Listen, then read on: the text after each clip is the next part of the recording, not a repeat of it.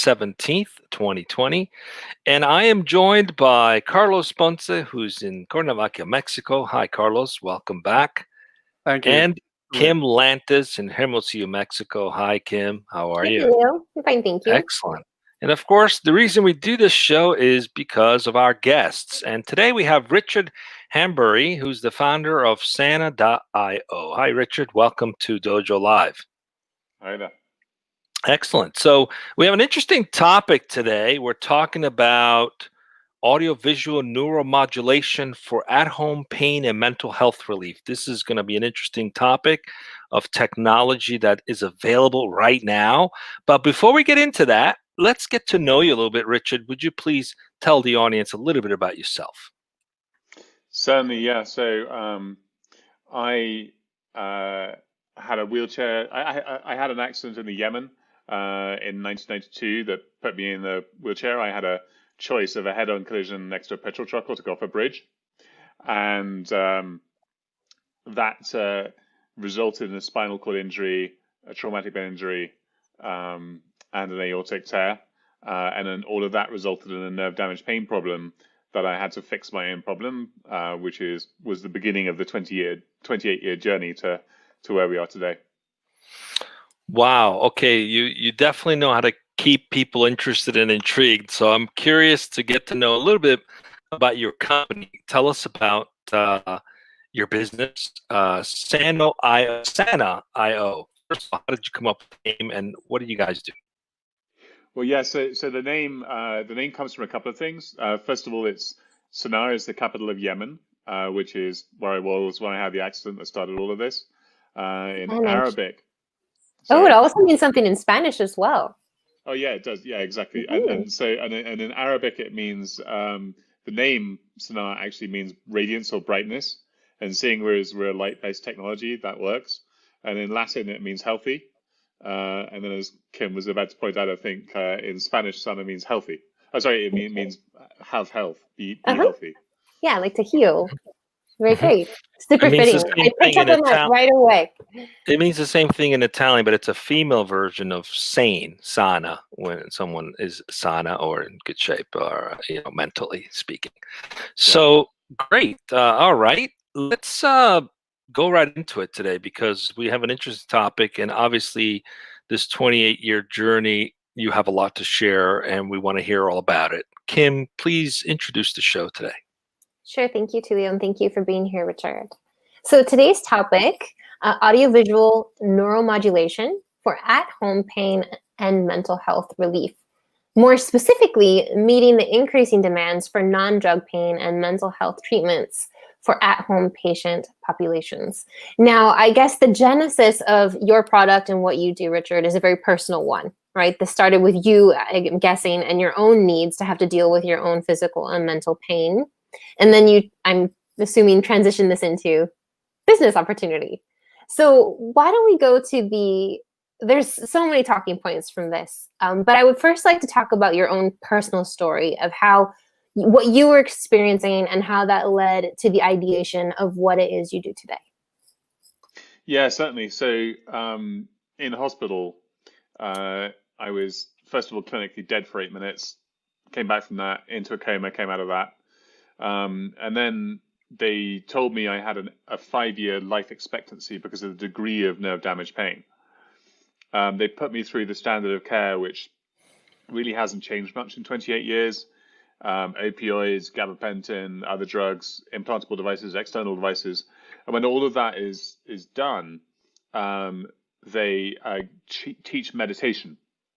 Back in 1992, it was largely sort of suicide prevention. They're basically trying to take the edge off. But the problem with meditation, when you are already in a large amount of constant pain, is that increase in present moment awareness that you get when you meditate just makes you more aware of how much pain you're in. So that's not particularly helpful if you're already in trouble with either pain or anxiety. And what I noticed a few weeks after trying that was I was watching a movie, and the movie was alternately, for my taste, good and bad the whole way through the movie.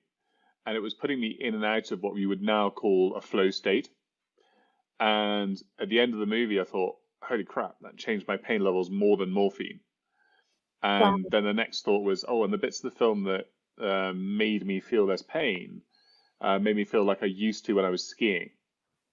So that's sort of how I started the chain of thought. And the next chain of thought was, well, okay, so if I had meditated for 20 years already, that would be kind of useful at this point in time. So what's different about the brains of long-term meditators? And can I figure out a shortcut to get to what the long-term meditators' brains look like? And then there was this genius neuroscientist whose work I found called Maxwell Cade, who wrote a book called The Awakened Mind. And in that book, he detailed how short, medium, and long-term meditation changes frequency distributions patterns in the brain. And I bought his book. I bought then a device to measure myself that was very similar to the one he used. I ran his testing protocols, and I basically then got to compare where my brain was to what a long-term meditator's brain looks like. And that gave me the roadmap that I had to then create a device to follow.